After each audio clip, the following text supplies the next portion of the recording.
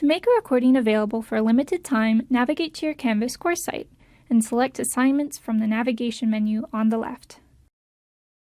Click the plus assignment button to add a new assignment.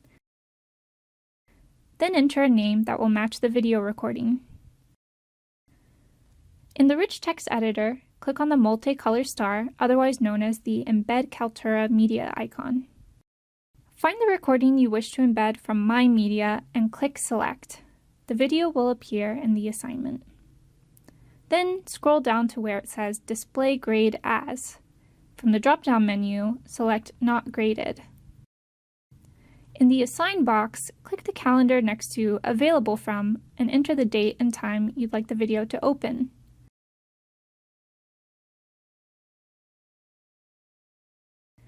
Then enter the date and time you'd like the video to close using the Until calendar.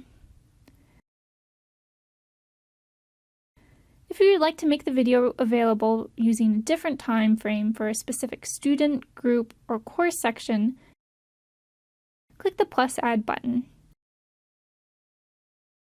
From there, you may add the intended audience under the Assign To bar and add the opening and closing dates. Finally, click Save and Publish. The recording will now be viewable for a specific window of time.